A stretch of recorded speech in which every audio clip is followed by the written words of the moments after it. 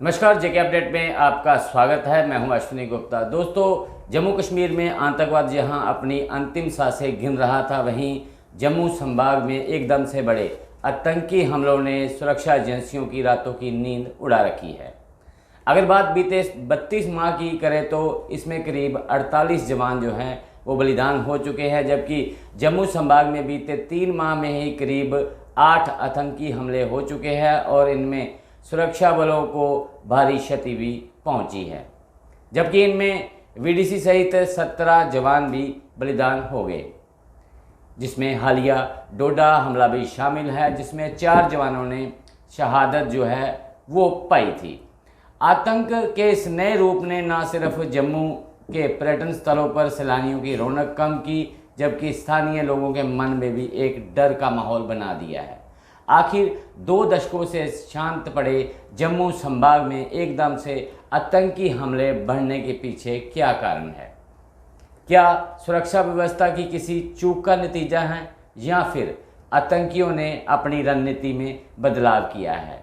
आज सिलसिलेवार ढंग से हम इस पर बात करेंगे कि आतंकियों ने जम्मू संभाग को ही आतंक के लिए क्यों चुना।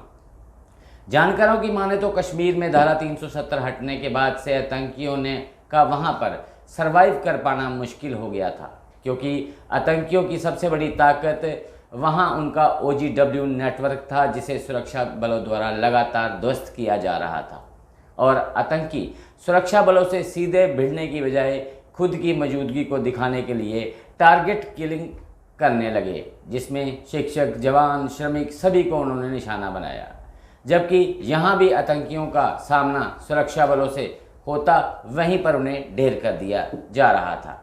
ऐसे में पाकिस्तान में बैठे आतंकियों के आकाओं ने उन्हें जम्मू संभाग में शांत इलाकों में मूव करने को कहा, लेकिन यहाँ पर जिस प्रकार की रणनीति आतंकियों ने अपनाई वो सुरक्षा बलों के लिए जो है चुनौती बन गई, क्योंकि जहाँ पर आतंकियों ने गुरिल्लावार की रणनीति अपनाई कि घात लगाकर हमला करो और फिर फरार हो जाओ।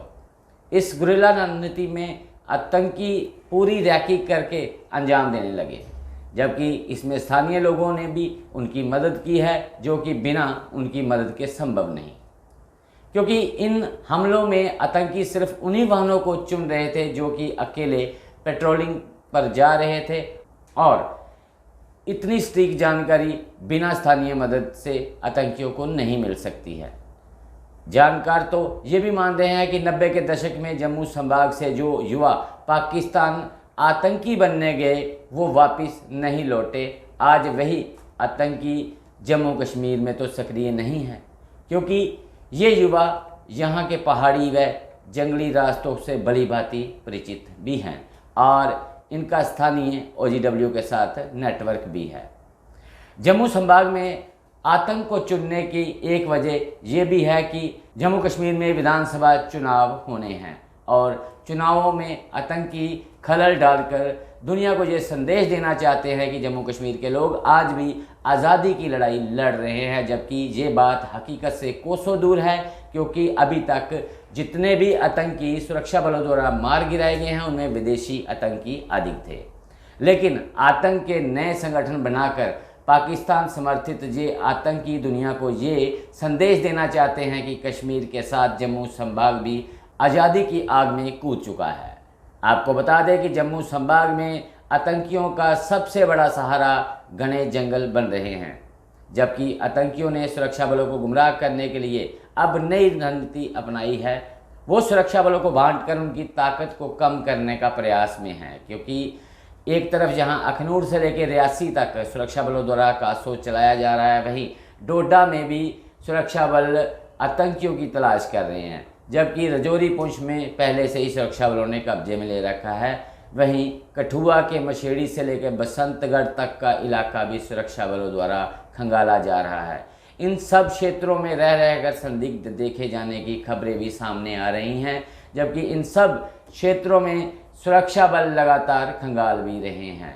ये वो क्षेत्र हैं जहां पर आतंकियों ने गुरिल्ला वार की रणनीति अपनाई है, यानी जम्मू संभाग में हर तरफ आतंकी घटनाएं होने लगी हैं, क्योंकि बीती 28 अप्रैल को उधमपुर के बसंतगढ़ में आतंकी हमला हुआ, 4 मई को पुंछ के सुरनकोट में, तो 5 मई को रजौरी के कांडी में आतंकी हमला हुआ। 9 जून को रियासी में श्रद्धालुओं पर, तो 11 जून को कठुआ के हीरानगर में और 8 जुलाई को कठुआ के मशेडी में, जबकि 15 जुलाई को डोडा आतंकी हमला होता है। अब सवाल ये है कि आतंकियों की इस नई रणनीति पर सुरक्षा एजेंसियां किस प्रकार से काम करेंगी, क्योंकि अभी तक इन हमलों में हमने सिर्फ अपनों को खोया है, लेकिन आतंकियों का सुराग लगाने में अभी सुरक्षा एजेंसियां सफल नहीं हो पाई हैं।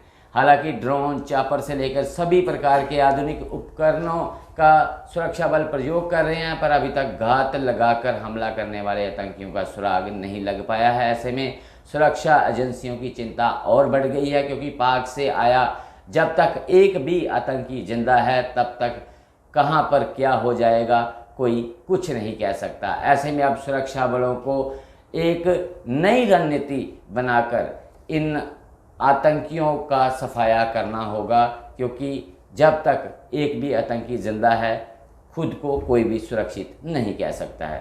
तो दोस्तों, इस खबर पर आपकी क्या राय है, कमेंट करके हमें जरूर बताइएगा। फिलहाल मुझे दें इजाज़त, आप देखते रहें जेके अपडेट। जम्मू कश्मीर की खबरों के लिए जुड़े रहिए जेके अपडेट के साथ।